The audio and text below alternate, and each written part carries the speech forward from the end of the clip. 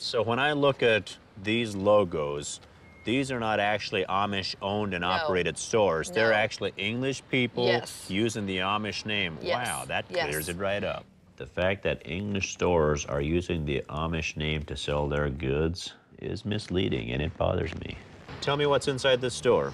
Just opened up, and I'm really interested to see what's in here. Let's go see what they got. Hi. How are you? Good, how are you? I can speculate that this was not made on an Amish farm in an Amish wood shop. I'm looking at the things in this store and I'm realizing that although they're promoting Amish things, they're not necessarily made by Amish people.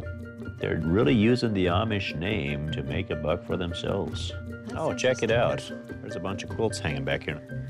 I can actually tell by looking at Amish people made this. This one here, for example, you can actually see the pencil marks where they laid a pattern on top of this. Exactly. And like here, she went outside of the lines a little bit. What I really noticed is the brightness of this fabric that she chose. Yeah, but the Amish don't usually use such bright colors. This is way too flashy to be kept in an Amish home. They're not allowed to hang this in their own homes on their own walls, but they're allowed to stitch it and sell it in stores to English people. Absolutely. They know what we like. I thought tourism would be a good thing for the Amish, but instead I find the Amish are abandoning their traditions and peddling to the tastes of English tourists. We're seeing more and more of this type of store. Not that it's bad, but it's not Amish. But more and more stores are opening up like this all the time. Where I grew up, the Amish were determined to preserve their Amish values. But in Berlin, it's just a little bit different. Levon wants to show me the range of reaction to tourism among the Amish. These are Schwarzentruber. These are the most austere group we have. Their concept of tourism, I mean, very little except for maybe basket making. Yeah. And maybe making quilts. Is that about the craziest thing you've ever seen? He's standing there holding his glove over his face and peeping out between it. It's amazing what they've been taught.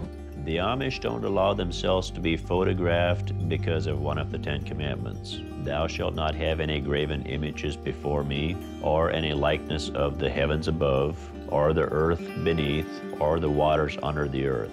Over the last 20 years, because there's so many tourists coming by, they're trained to, keep their face protected. It's just what they're taught to do. In the gift shop, it seemed like the Amish were almost too willing to adapt to tourism. And yet, here there are Amish who don't seem willing to adapt at all.